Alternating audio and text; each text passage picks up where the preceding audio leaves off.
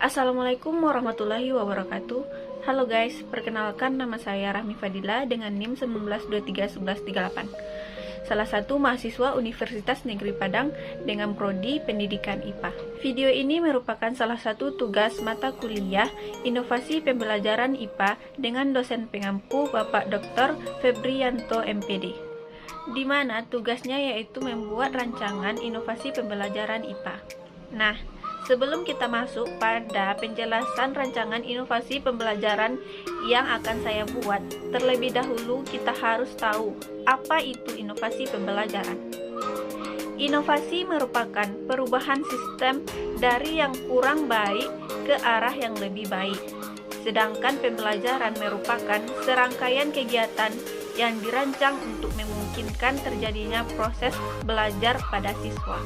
Jadi yang dimaksud dengan inovasi pembelajaran yaitu proses belajar pada siswa yang dirancang, dikembangkan, dan dikelola secara kreatif, dinamis, dengan menerapkan pendekatan multi ke arah yang lebih baik untuk menciptakan suasana dan proses pembelajaran yang kondusif bagi siswa. Baiklah, selanjutnya saya akan menjelaskan rancangan inovasi pembelajaran yang akan saya buat, yang berjudul Inovasi Pembelajaran IPA berbasis bahan ajar berupa LKPD. Nah, sebelumnya kita harus tahu apa itu bahan ajar. Bahan ajar adalah seperangkat materi atau substansi pembelajaran yang disusun secara sistematis, penampilan sosok utuh dari kompetensi yang akan dikuasai siswa dalam kegiatan pembelajaran. Pada dasarnya berisi tentang pengetahuan, nilai, sikap, tindakan, dan keterampilan yang berisi pesan, informasi, dan ilustrasi berupa fakta, konsep, prinsip, dan proses yang terkait dengan pokok bahasan yang tertentu yang diarahkan untuk mencapai tujuan pembelajaran. Bahan ajar ini disusun dengan tujuan yang pertama yaitu menyediakan bahan ajar yang sesuai dengan tuntutan kurikulum dengan mempertimbangkan kebutuhan peserta didik.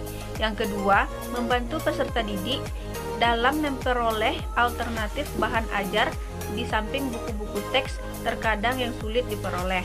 Yang ketiga, memudahkan guru dalam melaksanakan pembelajaran. Selanjutnya, manfaat bahan ajar bagi guru. Yang pertama, diperoleh bahan ajar yang sesuai tuntutan kurikulum dan sesuai dengan kebutuhan belajar peserta didik.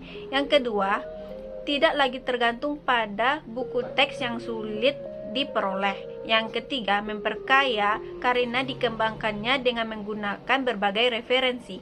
Yang keempat, menambah khasanah pengetahuan dan pengalaman guru dalam menulis bahan ajar.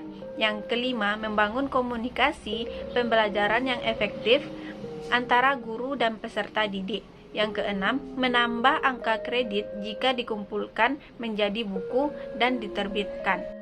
Sedangkan manfaatnya bagi peserta didik yang pertama yaitu kegiatan pembelajaran lebih menarik. Yang kedua, kesempatan untuk belajar secara mandiri dan mengurangi ketergantungan terhadap kehadiran guru. Yang ketiga, mendapatkan kemudahan dalam mempelajari setiap kompetensi yang harus dikuasai.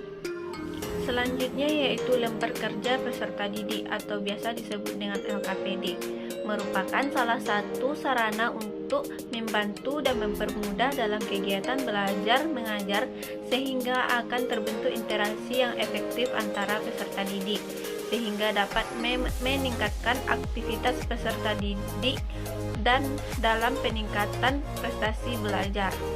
Manfaat dari LKPD ini ialah mengaktifkan peserta didik dalam proses pembelajaran, membantu peserta didik dalam mengembangkan konsep, melatih peserta didik dalam menemukan dan mengembangkan keterampilan proses, sebagai pedoman pendidik dan peserta didik dalam melaksanakan proses pembelajaran, membantu peserta didik memperoleh catatan tentang materi yang dipelajari melalui kegiatan belajar. Komponen-komponen LKPD terdiri dari yaitu judul, identitas LKPD, identitas siswa atau kelompok, petunjuk belajar, kompetensi dasar atau materi pokok, tujuan, informasi pendukung, alat dan bahan, tugas atau langkah kerja, keempat, penyajian data dan penilaian. Selanjutnya yaitu langkah-langkah menyusun LKPD. Yang pertama yaitu analisis kurikulum dengan memperhatikan materi pokok, pengalaman belajar peserta didik, dan kompetensi belajar peserta didik. Yang kedua yaitu menentukan judul LKPD. Hal ini harus sesuai dengan KD, materi pokok, dan pengalaman belajar yang sedang diajarkan. Yang ketiga, menyusun peta konsep kebutuhan LKPD. Peta konsep kebutuhan LKPD ini berguna untuk mengetahui jumlah kebutuhan dan urutan LKPD. Yang keempat, penulisan LKPD dengan memperhatikan 1. Merumuskan LKPD, 2. Menentukan alat penilaian, 3. Menyusun materi, dan keempat, memperhatikan struktur LKPD. Penerapan inovasi pembelajaran IPA berbasis LKPD ini saya kaitkan dengan materi kelas 7, materi jaringan. Dengan KD 3.4 mendeskripsikan keragaman pada sistem organisasi kehidupan mulai dari tingkat sel sampai organisme serta komposisi utama penyusun sel. Dan KD 4.4 melakukan pengamatan dengan bantuan alat untuk menyelidiki struktur tumbuhan dan hewan.